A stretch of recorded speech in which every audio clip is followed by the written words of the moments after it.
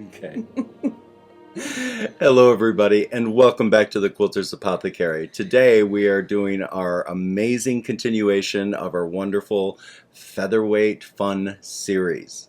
And I am, of course, with the Featherweight Fairy, Mimi Dearden, and we are continuing with the next part here, which you see in the captions.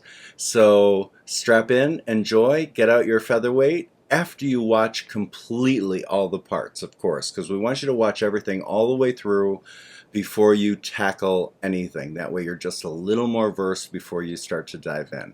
All right, let us begin. Okay, so let's say you just received this featherweight, you bought it from a friend, or you got it a year ago and it's been in a cupboard because you've been a little afraid of it, or you just had it shipped across the country from a shop or a private party on eBay, and you really don't know what to do with it. So we're just, we've unboxed it, but we're going to optimize it. We're going to do standard maintenance on it. We're going to oil it. We're going to grease it.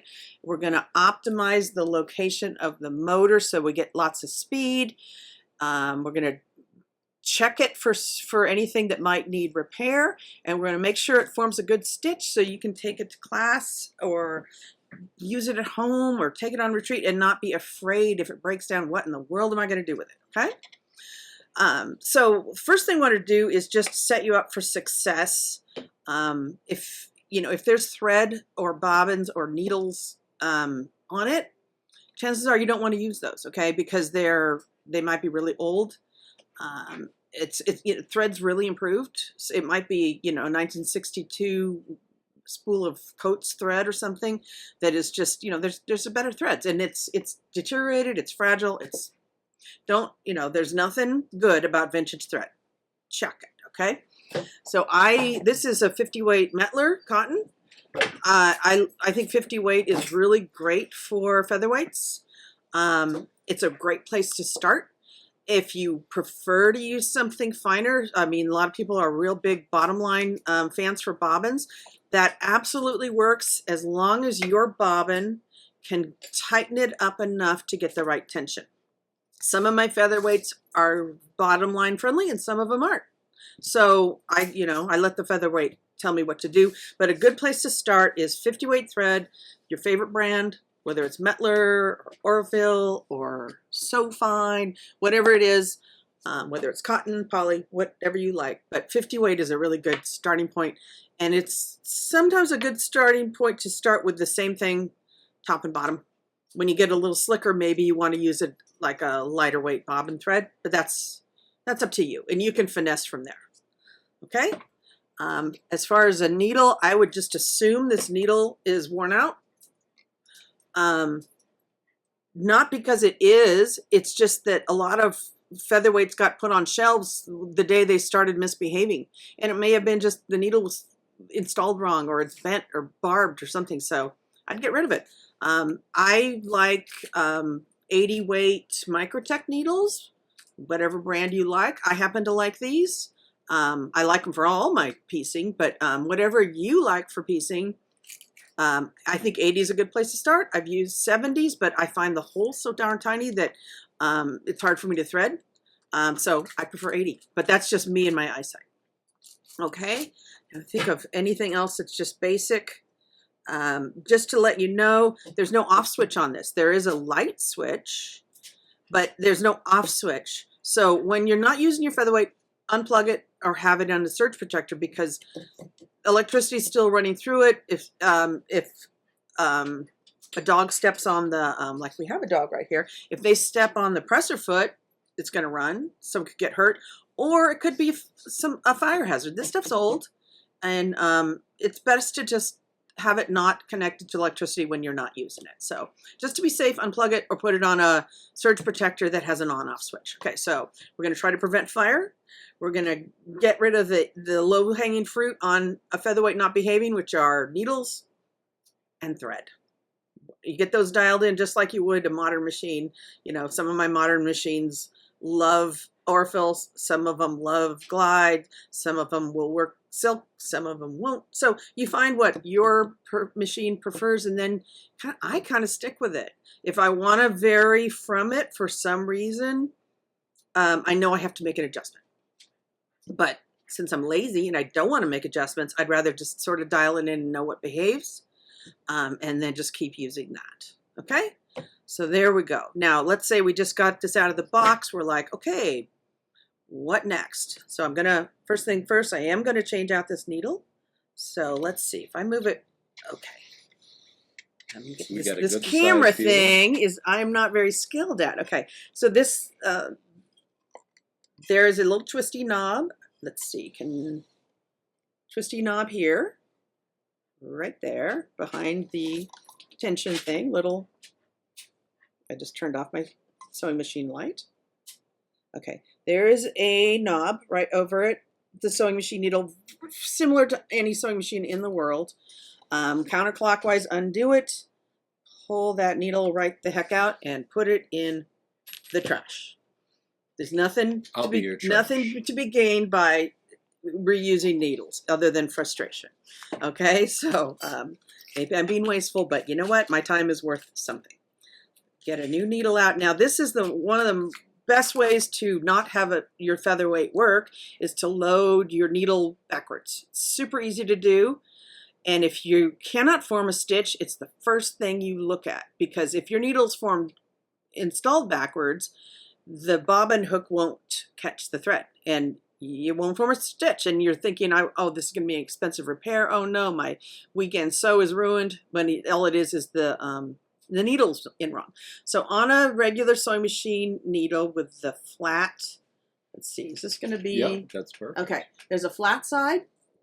Okay, so the flat side of the needle, which on my more modern machines tends to go away from me when I install it.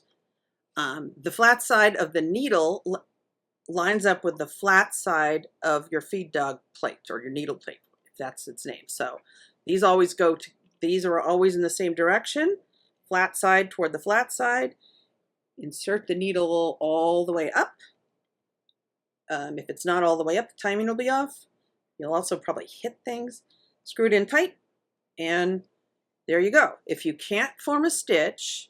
So when you do this, I'm sorry, you always rotate your sidearm. So you always do that just to test. Well, I'm just seeing if it goes up and down and not hitting anything, right? Or hitting the bobbin. You know, if there was something really wrong, you'd have noise. Right. Now, my next question would be this: how tight do you actually make this little turn knob? I never use a tool. Okay. I use my hands. And just hand tight. Hand tight. Hand tight, not man tight. I have on my more modern machines made the mistake of using a tool, and I have broken that piece. This is pretty darn tough. I've never used any tool other than my fingers to tighten a needle. Got it. So this right here, let's get that side view. Let me see. That's right there. Still buried a little behind bit buried. The. So right there, that's just hand tight. Yeah, and it's just like almost any other sewing machine in the world. You know, you should take a needle in and out, hand tighten it, hand tighten it, make sure the needle's all the way up, or else it won't work right. Perfect. And then flat side of the needle to the flat side of your needle plate.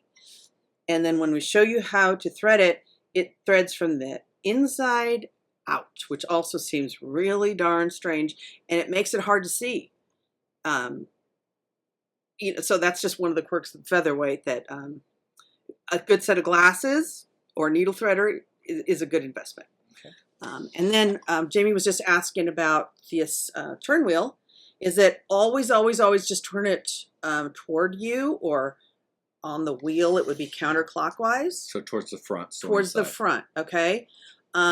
If you go backwards at all, you're so tempted, like, oh, but you know, I'm almost there. I could just go backwards. I don't want to have to go all the way around. That'll make a stitch. Don't go backwards. These machines have a very basic needle hook, and if there's any thread in there that you go backwards, you will create a problem. Okay. So take the moment to go forward. Don't ever back up. You're thinking, oh, but it's so close. Oh, no, it'll be fine. No, it won't. It'll cause a problem. So only forward on the turn wheel. Got it. So towards the front of the machine, So on the top toward you. Or counterclockwise, yeah. Yeah, which I think is consistent with a lot of sewing machines. Don't be tempted to turn back at all. Your bobbin hook mechanism will be very unhappy similar to about the long arms, yeah. Yeah, yeah. Yeah, this is a big, a long arm is a big straight stitch machine. Sort of, with some extra abilities. Right. But, they probably share a ton of just basic mechanics. And they work beautifully unless you foul them up. Got it. Okay, so we have a new needle in, and now I'm going to thread it. This is Metler. This is cross wound. Let's see. Where's a camera? Right there. Okay. This is just cross wound like most modern thread. Okay. When featherweights were invented, they didn't have cross wound thread. They had stacked thread, the old Coates and Clark, and they were small spools. Now this is a small spool. If you have a bigger spool, like an Aurifil 1100 or 1400 yard spool thread, it's too heavy. It's going to affect your tension. Okay, so keeping in mind what this machine was designed to do, we have to make a few modifications for modern thread. And modern thread is wonderful and good, and so it's worth doing. On a cross wound thread, you want the thread to come off the top because that's how it behaves best. You don't want it to pull from the side.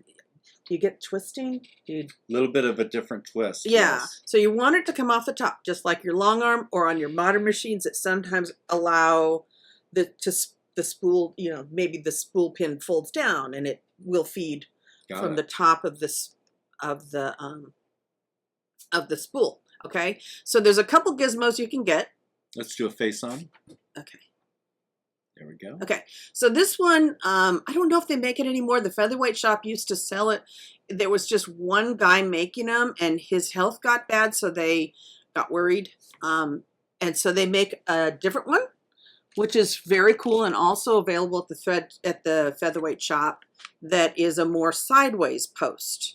Okay, this is also available. That'll allow that cross wound thread to slide off the top of the spool rather than the side. Okay, I like these. They're kind of elegant and they're kind of just really super straightforward, and it's just like okay, so you put your cross wound thread on the spool pin, have it raise up just like any spool. What's this called, Jamie? Thread stand. Yep. Thread stand. It's probably best practice to go through this little slot here. You'll get better performance and the thread won't fall out of any tension. If I've been known to not do it. Okay, it's not the best practice, but it's somewhat forgiving. Okay, then you go over this little saddle hook between the tension discs, which I usually try to stabilize it, up through the little catch spring, if that's what it's called, like any sewing machine in the world, through that little guide. Okay, then only turning it toward you way. And these are not like modern ones where you can just slide the thread. You have to actually go through guides. Through that thread pickup. I think that's what it's called. Yep. Pickup lever. Pickup lever. Okay, and this is a slide guide right on this side plate. Got it. Okay. Then there's another little stealthy guide here. Perfect. At the bottom of the plate. And then there's another guide at the top of the needle. Now, this guide on different featherweights of different eras will be completely different. It might be over here. It might have a different shape. That is variable. I don't know why. Okay, and so then once you're there, then the threads, and probably, I hope you guys can see. I don't know if I can see. Yep, all as well. Yeah, it goes from right to left. And I'll back away there a little bit. Let me snip the thread. There's only 5,000 people watching. Yeah, well, it's super. Everybody knows I need more glasses. Maybe I should bring my glasses. Okay, yeah. Sometimes these things are a little bit of a black hole in here. Modern white sewing machines are white for a reason. It reflects light. Okay, then it goes through from the inside to the outside, which is Got it. Right to left. extremely counterintuitive. Sure. And it's also hard to thread, okay? Then it goes through your feet, and we're good. Okay, so there's your top thread. And then I'm taking out the bobbin. We're going to switch cameras. I already have. Okay, so this is the thread that was on Jamie's machine, okay? And the tension is really tight. If you've been to Jamie's long arm class, you know that he prefers one to, you know, that it would slide, you know, the thread would slide out without too much tension. This is too much tension, right? So should it stay in your hand when you pull the thread, just like I do with the long arm? It should just float, you know, it would flip up and glide without having to jerk it like a spider, okay? Okay. So the problem isn't the bobbin, it's the thread. This is probably ancient thread, who knows, 1962 coats, who knows? Right. It's usually the thread, okay? So if you're having a problem, think needles first and thread second. Okay, now, and this is just a funny thing. When I get old featherweights from eBay, I'm trying to find a straight camera. Straight camera. I don't know if you can see it. There's like multiple colors of thread wound on this bobbin. It was like the age of frugality. They had two bobbin. They had both of them, and it was a small mending job. They just wound it right on top of the other one. So they're, in their infinite frugality, they would never waste thread. But then these poor babies lived in an attic for 50 years, you know. So I keep this around just because it's fun. One time I think I found 12 colors on one. That's the most I've ever found. But anyway, modern thread is a beautiful thing. So this is 50 weight thread, and then it loads the bobbin case loads like any other bobbin case in the world. I'm always guided by this little slot. Let's go to the side camera, and right there is the camera. We'll go right up. So just go right up to that lens. There you go. Okay. So this is similar to any bobbin case in the world, your long arm cases or your Bernina case. Well, I don't know about Bernina. I don't know. But a lot of bobbin case, I'm just not familiar with that one, where I'm always guided by this little slot and that the thread needs to be reversing as it gets in that slot. So it's just like our long arms. It's just like the long arm. Okay. So this one happens to, if you were to pull it when you, before you put it in, it would unwind counterclockwise, if that makes more sense to you.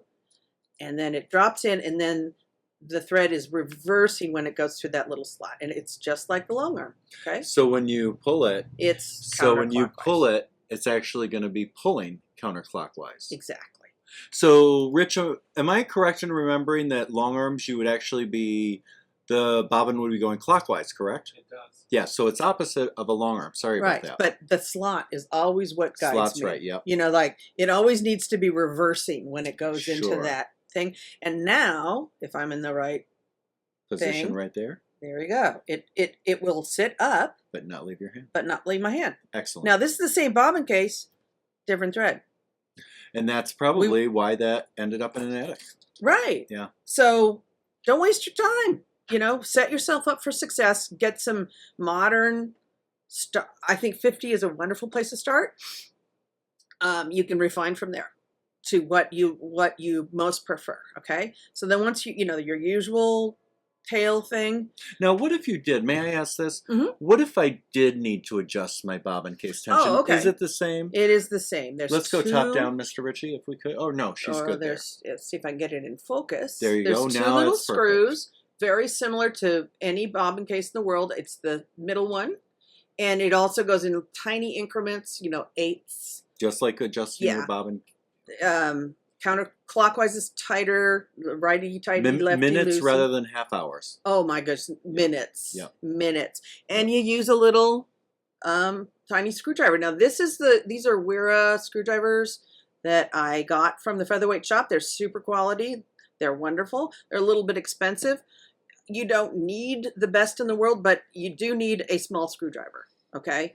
And, you know, it's a featherweight. It deserves the best. So it would go in this, the middle one. I think the first one just holds the darn thing in place. Tab on, And then the between the slot and the first screw is the adjustment screw, and it's just like your long arm. You would, you know, Turn it very tiny lightly, amounts, and it would get a little tighter.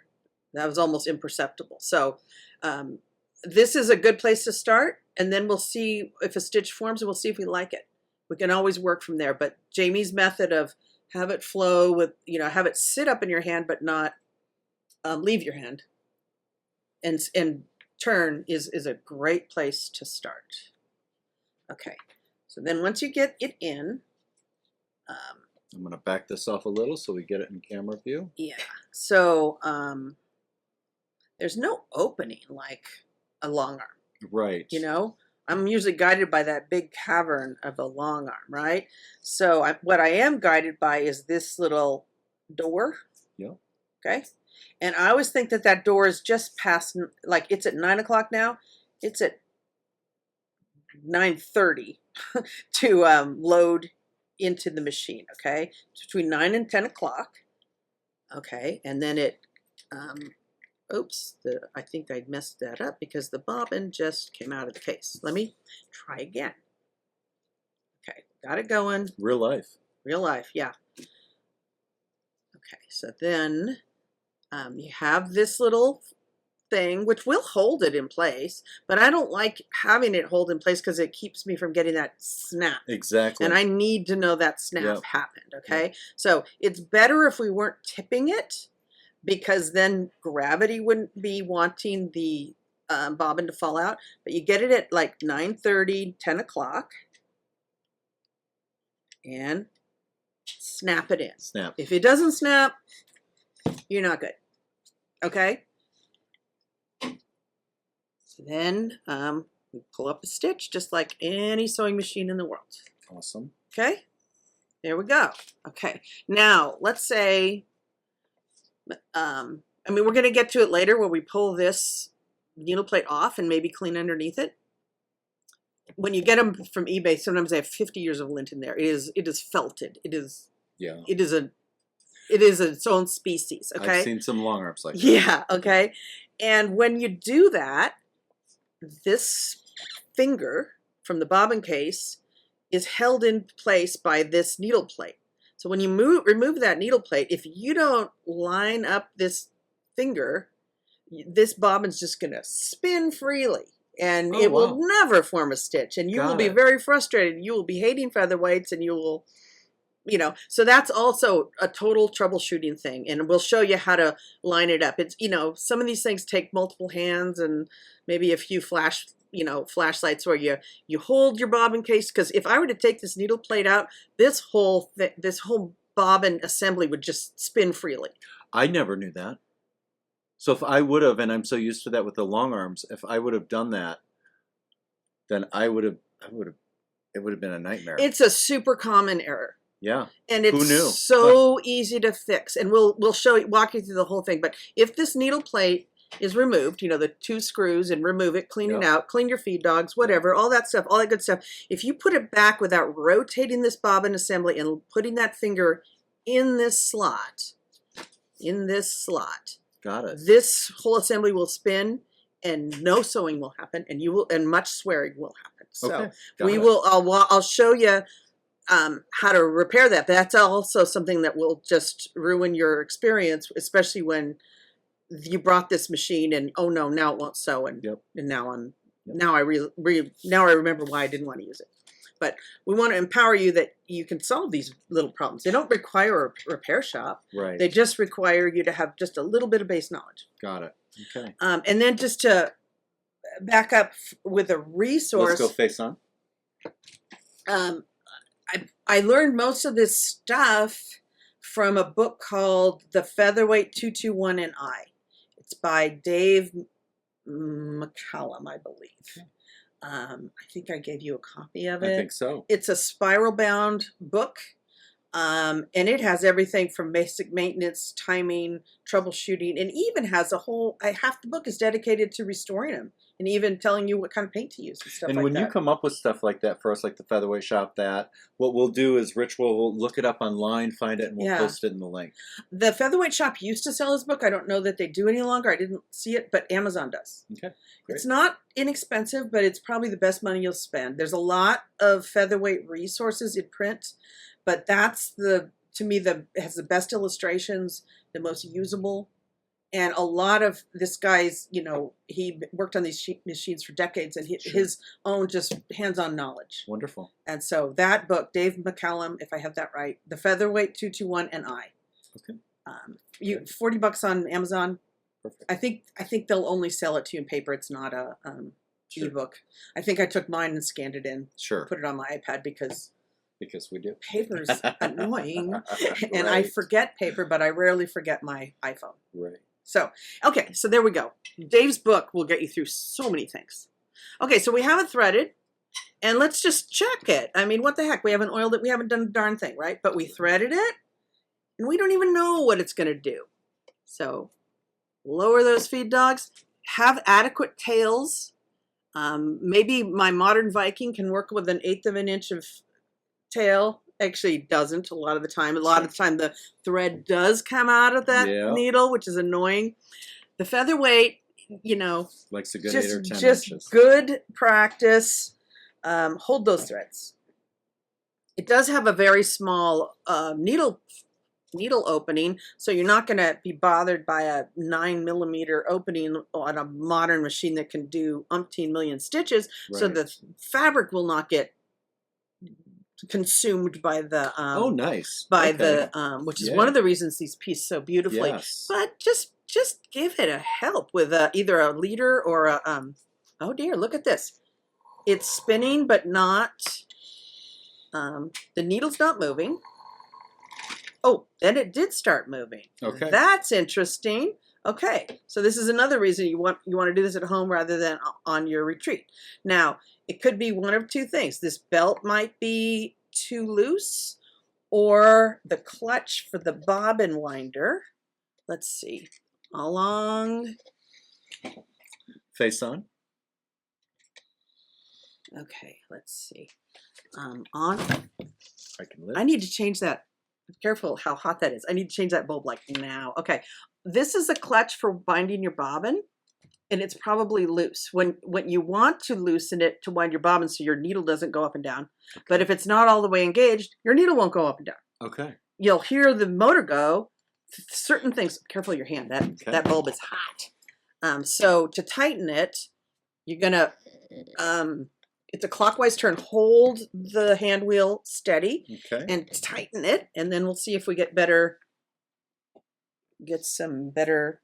Okay, yeah, I can use a foot pedal. I can be taught. Oh, nice. And it's pretty good. So that was it. I think so. Now, move it back a little bit. No, the other way. Back. Okay. Sometimes you'll just hear a hum.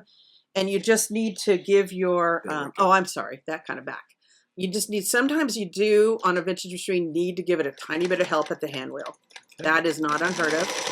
Okay, so it's forming stitches, not bad. Maybe we can make some tension adjustments, which we can talk about later. Okay. I would, just looking at the stitch, which I can see it, perhaps you can't, I'd say that the top is a little tight. Okay. Because I'm seeing a lot of bobbin, so I probably would loosen up the top a little bit, and maybe I'd want to get in there and tighten up the bobbin just a little bit so I don't get these pokies. So am I correct in saying this? Is it the same as the universal? You bet. Righty tighty. Bigger number means tighter tension. Okay. Got it. Yeah. So I think maybe my top tension is a little tight, so I'm going to loosen it up. Usually between 4 is a good starting place.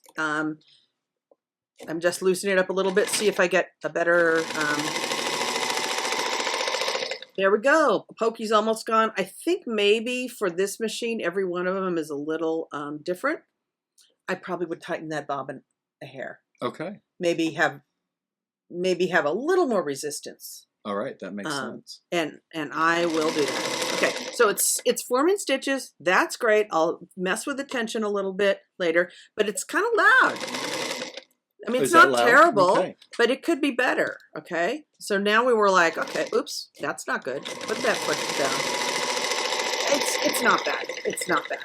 So one of the things we're going to do is we're talking about we're fine tuning, and we decided we want to fine tune this tension with you watching, right? So one of the things that we have found about this particular machine is it likes to be a little tighter than some of the other machines because every machine is a little bit different. Right. And we found on our guy that it's still not tight enough. So Mimi has been tightening it. So you can go ahead and show them where we're at now with the tightening. Okay, so I got a little bit of pokies initially. And so it's all about the stitch. There's no perfect recipe for tension until you get the stitch that you want, okay? So I had the white bobbin thread poking through a little bit on the top. I'm like, okay, it needs to be tighter. It needs to be tighter. So you do this the same as your long arm or the same as any metal bobbin case machine. It's the screw between the slot and the screw that holds the tab on, and tiny increments. I've tightened it a few times. It's still not tight enough. So let's see. Am I in the... You're perfect. Am I in right there? Okay. Is perfect. Small screwdriver. This one, I'm going to tighten it about 1/8 of a turn, and then I'm going to see if I like it.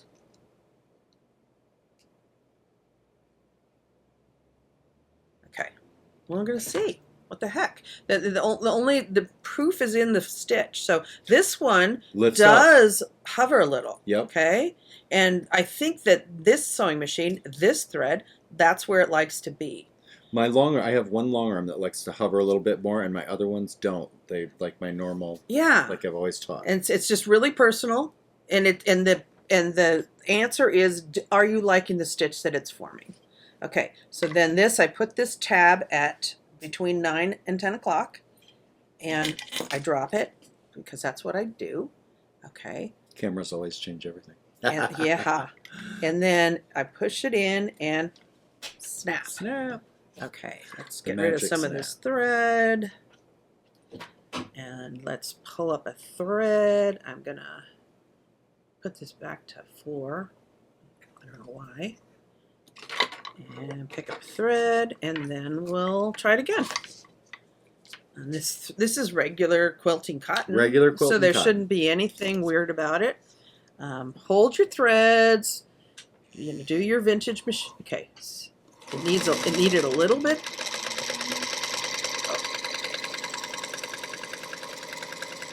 Sometimes on a featherweight it takes a moment to equalize, but I think that's pretty good. I'm not seeing bobbin thread. I think that's pretty good. On the back, it actually looks like a really pretty stitch. I think that's a great place to start. You can always refine it now with the top tension. Get the bottom close enough, and then the rest of the adjustments happen on top. So if I do see any bobbin stitching up on top, then I can loosen this. I'm thinking, yeah. Loosening, I'm going to turn it Smaller counterclockwise to a smaller number. Yeah. So if I did 3, then what happens? let's see that. Oh, that's looking nice. I think too. that's pretty great. That's awesome. Yeah. Love that. How's the So- back look? Let's see. Excellent. Really nice. That's perfect. really nice. Okay. Okay, so the bobbin, unless you change weights, you shouldn't have to fuss with it. Once you dial it in and get it right where you like it, unless you change thread weights or maybe a different brand, or, some threads a little Face forward. little more friction than others. But I'm a big fan of once you find a brand that your machine likes, just stick with it. If it likes Aurifil, use Aurifil. If it likes Mettler, use Mettler. Whatever brand you like, just stick with it. It's one less variable. Okay. Let me ask one question. Rich, will you go to my phone camera, please? Okay. So here's my question for you, Mimi. In all of your experience, and I know you have a ton with the featherweights, this right here, now I know that on some of our regular machines, they have like a parameter of you want to stay between here and here. Is that true here? Should you never go past a certain number here, or it does not matter? You just get the stitches you want and you're magic. Do you know what I mean? You are certainly allowed to go anywhere you want to get a good stitch, but it's super easy to calibrate this tension device. Got Okay. it. Okay. So right now it's at a 3. That seems to be a happy place for this machine. Okay. But if I'd prefer the happy place to read out a number 4, Okay. because that's what the manual said. Okay. It is so easy. Like so, it might take a little more doing, but there's a little pin that will hold this numbery thing in place, and you shove it in, and then you can rotate it so that the exact same tension reads a different number. Here I'm doing this live. This is silly, you know? This is probably a bad idea. But there we go. So the exact same tension reads 4 because I like 4. 4 is what all my machines should be at, shouldn't they? Sometimes over the years, these tension gizmos fall out of calibration. Sometimes these plates are just plain dirty. Okay. Okay. So you get to have it be any number you want, but I like an optimal tension to be at least in the middle. Okay. I don't want my optimal tension to be at 1 because I have no place to go from it, and I don't want my optimal tension to be at 9 because I don't have any room to move. So I kind of like my optimal tension to be at 4. Okay. Once I find my optimal tension, I'm going to make the number match it, because the calibration is as simple as shove it in. Maybe it'd be better if I'd used a better tool, and then this little pin, which will go through this. There's little tiny holes in that number dial. Will just line up with a different number. So you're not changing anything when you push it in and do that. You're just resetting the number to the tension that's existing. I'm tearing it out like a scale. Got it. Yeah. Awesome. All right. Well, thank you. Yeah. All right. No, there's no rule, but I always want optimal to be a place where I've got room to move. Excellent. All right. All right. You want to take us to the side again, Mr. Ritchie? Okay. So our tension's good then. Yeah. Tension's good and it's working good. Okay. Just on straight operating. Let's see. I just want you guys to be able to see the front of the machine. Okay. There's a couple of things we're going to do. Okay, this is your reverse and your forward, and it's also your stitch length regulator. Really old-fashioned analog. Loosen this screw. It allows it to go further down, which is a bigger stitch. It's like a full-on basting stitch, 6 stitches per inch.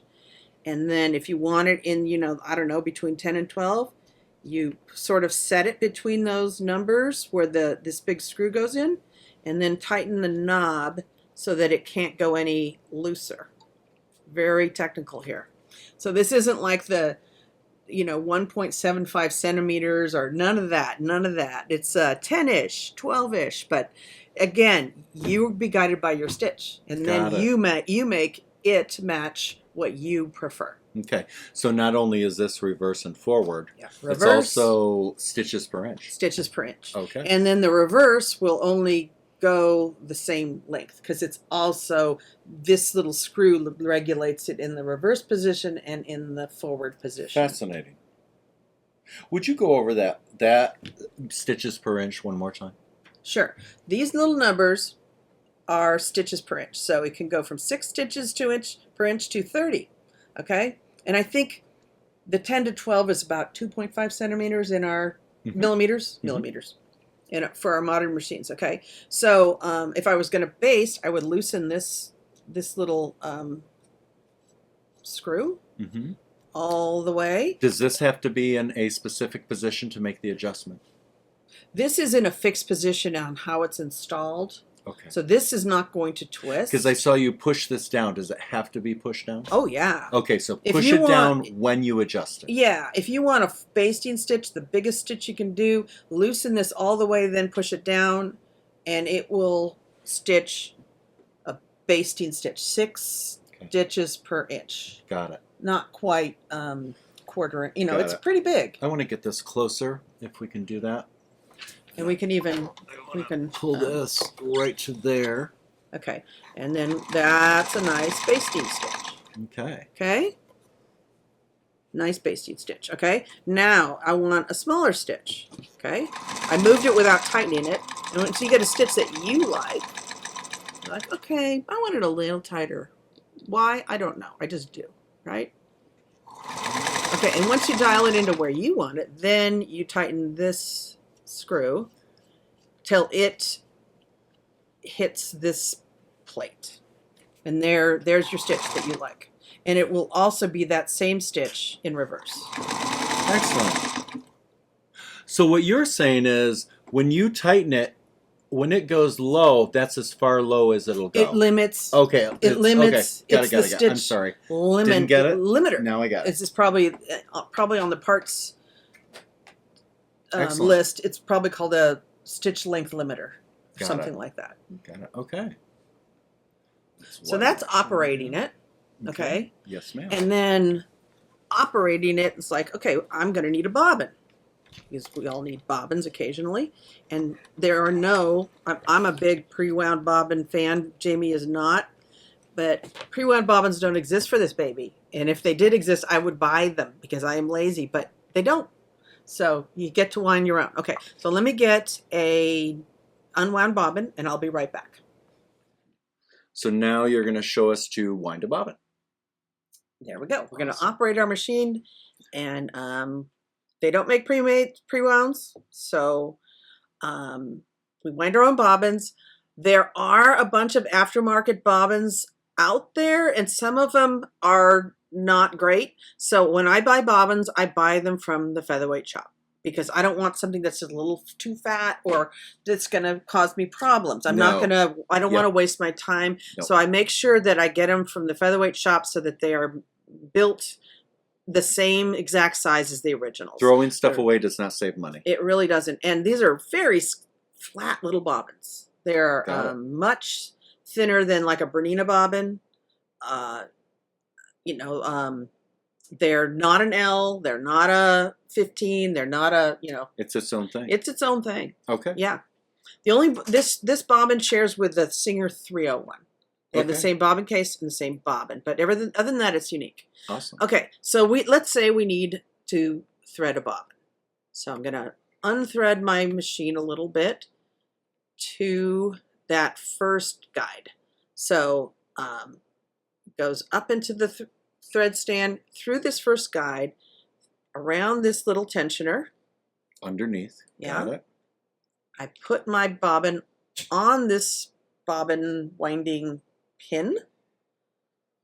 Okay, and then just because I like to, I don't know if this is the right way, but I feed it through one of the holes.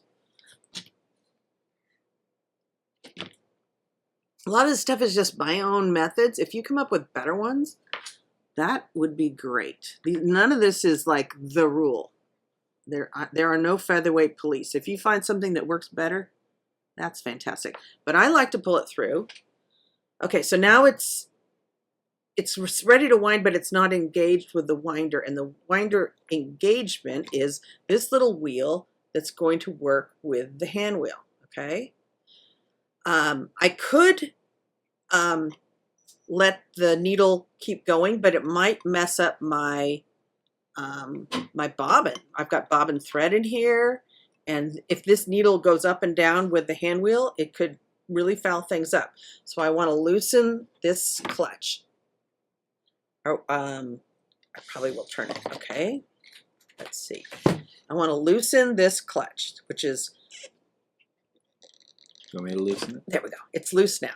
Okay, and then to test it, I want to turn this wheel, and now what's happening is my needle is still turning. And there's a way to fix that. Okay, now my needle is not moving.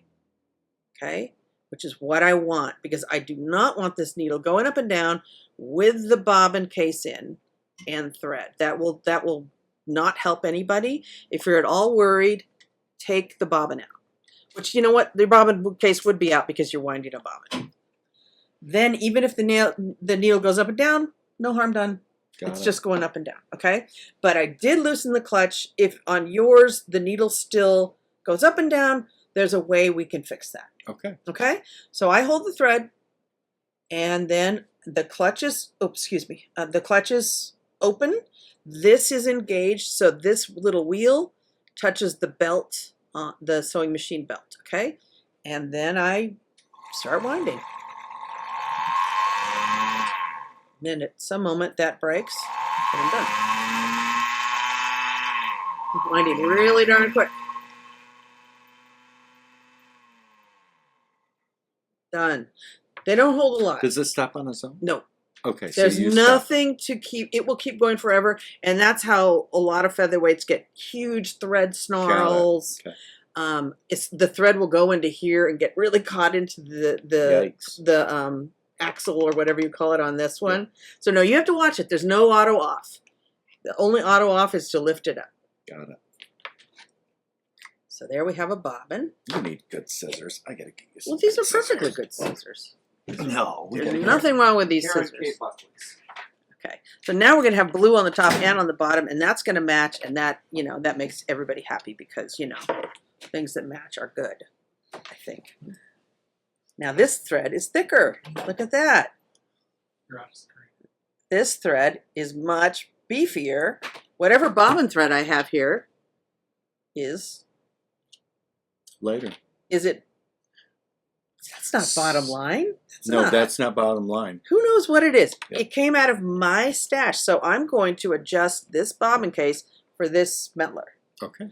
because or else you'll use it and you're like, what the heck, you know? It's just too darn tight. Okay. Now, The I'm unknown curious, as you're adjusting that, because we've seen you adjust that before, face on. So if you, while you're doing the adjustment, so have you used like Glide or Isocord or something like that? I haven't used Glide or Isocord, mostly just because I don't generally piece with them. Okay. I've definitely used bottom line in the bobbins. Okay. What do you like? I kind of have settled in on top and bottom 50 weight Aurifil Okay. because I have a lot of Aurifil, okay? Which would, in my world, adjust to a 50 weight sulfide. So fine. Yeah. Metler. Okay. I think if you do top and bottom the same, it's a good, featherweights are happy. So even though I have used a 60 weight bottom line in the bobbin and a whatever I'm piecing with in the top, I don't know that that's the best practice for a machine of this vintage, but if you get it to work and you like the results, then go for it. So I guess it is a play with it in the afternoon and see what you like. Yeah. Okay. 'Cause Dial you're it not in gonna the break way it. you want. Once you get things going, yeah, it's not you gonna won't. break it. And then the great. only limit I found is that this screw sometimes will not go tight enough for a 60 weight thread. Got it. It won't, so the bobbin is always too loose. It's like, well, I guess no bottom line for you. Right. Okay. Makes And sense. this bobbin case is one of the few expensive parts to a featherweight. Yeah, you were saying they were like $100. They're like over $100. Yeah. There's been some aftermarket ones, but they never work reliably. Yeah, I don't do aftermarket. So, something like this, I wouldn't. Specialty machines are special for a reason. We will use what we have and use the bobbin thread that your bobbin case likes. Yep, got it. So I think this 50 weight top and bottom is a great starting place. I loosened it a little. I think I'm still too tight. I'm going to try to get it where kind of we were. So just There's like the what we slot. did before. So Yeah, we'll adjust. but I'm undoing it now. Sure. So we'll adjust. You've shown us how to wind a bobbin, and then we'll come back and we'll talk about what would be next. Lubrication? We're going to change that light bulb out because it's burning change the light people's bulb. hands. All right, we'll be back.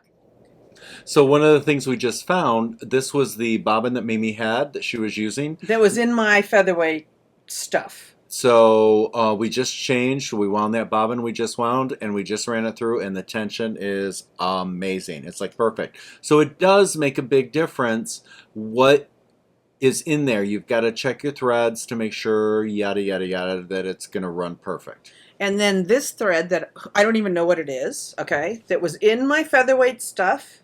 We know what it's not. It's not a bottom line, and it's certainly not a 50 weight anything because it's not 50 weight. Right. Face on. You remember when I said have the top and bottom match? Well, we weren't because Right. clearly this is a different thread, and it was the blue thread is thicker than this white thread, so we had to tighten up that bobbin case. And now that we did, and I'm forming a stitch and sewing with it, I'm finding that It's side. way better than what we got out of the blue and white combination. Yeah. So here I did, not taking my own advice, keep them the same, at least the same brand. You can have different colors if you want. So it's the same weight, top and bottom. Whatever you have in your stash may or may not be that. So Awesome. there you go. Awesome. All right. So now we're going to line this up and talk to me about bulbs. Okay. So original featherweights came with Over this way just a little bit. There you go. okay, I'll turn it on briefly. An incandescent bulb. Okay. It's kind of a spring-loaded little incandescent. I've never gotten a featherweight, even from like a 1935 one, that didn't have a working light. I swear they never break. I don't know how that works, but the bulbs last. They last. Okay, so almost every featherweight, unless the bulb was missing or there was something wrong with the wiring, the bulb always works. But these things get hot. So earlier Jamie was moving around the it's real tempting to pick up a featherweight by its arm, and then your hand hits this, and it is hot. Yep. An incandescent bulb gets so hot, and then sometimes it'll heat up if you're sewing like an all day, 3 or 4, 8, 9 hours of sewing. Which why wouldn't you? Yeah. It can heat up your actual featherweight enough that it affects its behavior. It's the gears get expand or whatever. Sure. And suddenly the featherweight's behaving weird. So modern LED bulbs are available, and I think that's one of the first things I changed out is that incandescent bulb, because I don't want to burn myself. I don't want a bunch of heat, and they come in. You can buy a cool one or a warm one or a balanced one. I don't even know what this one is. We'll find out. The light is nice. It's nice, bright LED. So is this a Featherweight Shop? They do sell them. Other people sell. Yeah, this is a Featherweight Shop because it's got their logo on it. So yeah, I probably got it from them, and they sell them. I think my fingernails are not even clean. Oh my goodness, I must have been playing with. You will find when you play with featherweights, you get greasy fingernails. Yeah. I don't know if I selected cool or warm or neutral. I suppose if I was sewing, I would probably choose neutral. Probably. Yeah. The main thing this light is for is to be able to thread the darn machine.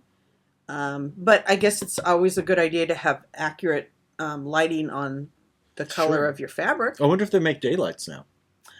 Maybe, because just the time I've been playing with featherweights, they came in one flavor at one time, and now they come in everything cool and medium and whatever. So we're going to change this darn thing out. Now, sometimes it's a little tricky. Okay, whenever I'm going to lay a featherweight down on its back, I always like a towel. This is like a super cheap towel from Harbor Freight. It's just to protect your featherweight. Should we take this off? Does any of this stuff need to come off, or it's okay on? It's just going to sit there. It's not really going to do any harm. All is well. So all I want us to be able to see is this. Can we see it?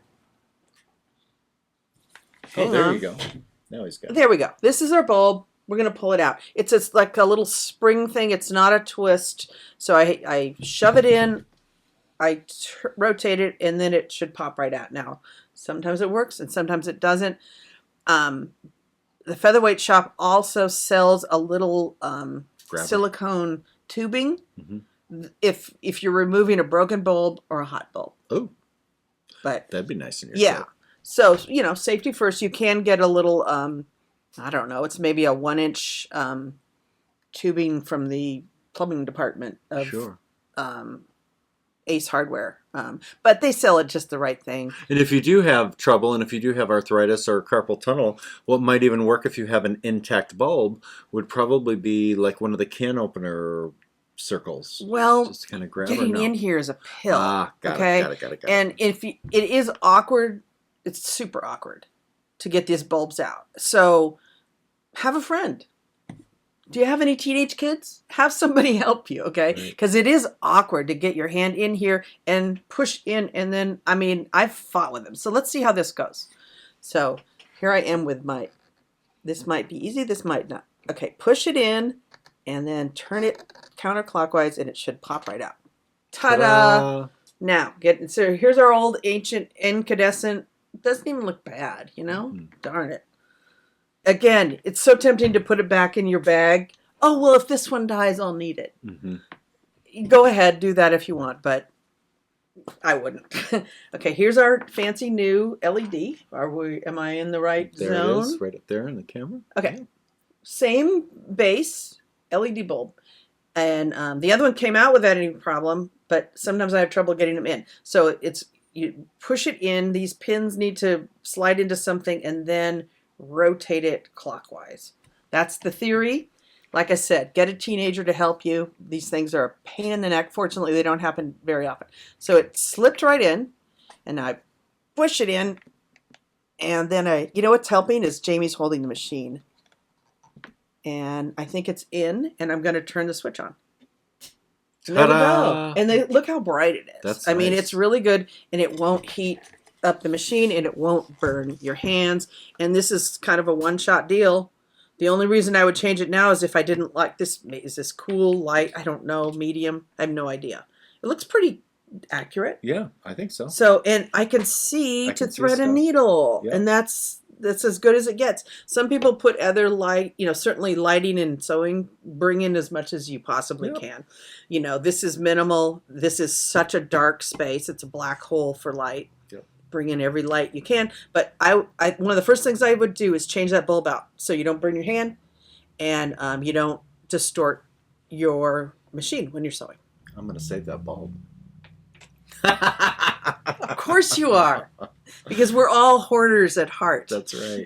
Can you put it with the bobbin that has 7 layers of thread? That's right. Yes, Okay, I will. yeah. It's in the antique featherweight. Here, I don't think it's probably too fat to fit into there. So yeah. Okay, we are forming a stitch. Oh, We've yes. wound a bobbin. We changed out our light bulb. And it's working pretty acceptably. There's nothing wrong with it. You could probably take it to sewing class. Just hold my cross stitch needles. There I you can go. save this. That you can save. Rich can throw it away when I'm No, that is actually handier than a pocket on a shirt. That is a good gizmo. We're pretty good. You could stop now, but we're not going to stop because we want it properly oiled and greased, and we want it optimized. Okay, and when I say optimized, is that we want to have the motor set so that the motor belt angles and position, we want it set so that it sews as fast as it can. And so you're not going to get frustrated. I mean, it's not a high-speed juki, but we want it to sew as quick as it So can. we're going to be adjusting the belt and everything, right? Well, what I do is it's the motor position. Awesome. Okay, so we're going to Oh, grease cool. it. We're going to grease the gears. We're going to grease the motor. Never, ever, ever, ever, ever put sewing machine oil in the motor. It will smoke. It actually can ruin the motor, and then you need to buy a new motor, Got it. which is not hard to do. They're $100 on eBay. They are not. It's not a deal-breaking repair. And I don't think I've ever oiled this machine. Okay, well, we're going to Ever. oil it because And oil like I is said, just I've had it good for maintenance. about 20 years. Okay, so we're going to oil it, we're going to grease it, and we're going to grease the motor, and we're going to optimize the belt looseness. And the way that's done is this one little screw on the motor can raise and lower the motor, which makes this belt looser or less loose. And this belt is a little bit sad. I was telling Jamie yesterday that belts almost never need replacing, but I might be wrong. This one might need replacing. Let me show what she's seeing there, because I just saw that too, and I thought that's the way that You they know, are. it's not fatal. Let me go to my camera. Okay, so look at that. Look at Yeah. that. Now that you could probably go another 10 years on it. And if I have a new belt in my bag of tricks, and if the new belt is too tight, we're going to go back to the old belt, because a too tight belt is bad for your sewing experience. Okay, so face on. So let me say this to you, just to ask. So I might have a new belt in my bag of tricks, but if that belt's too tight, This one's your better choice. so why would they be different? Because this one's been on it 50 years and it's nice and loose. Got it. Okay. It's like a broken got in it, pair of got it. shoes. Got it. Okay. So sometimes a new belt is not optimal. Newly, they are manufacturing them better to make them more flexible so that they are less tight. Okay. But sometimes, like if this is shredding, I don't know. I mean, but it's not like a vacuum belt that actually breaks. Oh, okay. You know, you It's could put probably go together the totally rest of your differently, yeah, life and with it that. probably wouldn't break. But I would Got be it. like, well, let's see if the new one works. Okay. You know, I would be like, I don't like that. Okay. You Yeah. know, but more for aesthetic reasons than functional Sure. reasons. Sure. But an old belt that is the right looseness is better than a new belt that's too tight. Excellent to know. Way better. Got it. Okay. All right, everybody. So there we have it. That is the end of this part before we move into our next part of our wonderful featherweight fun. So we will see you on the next reel. Thank you, Mimi. Thank you, Jamie.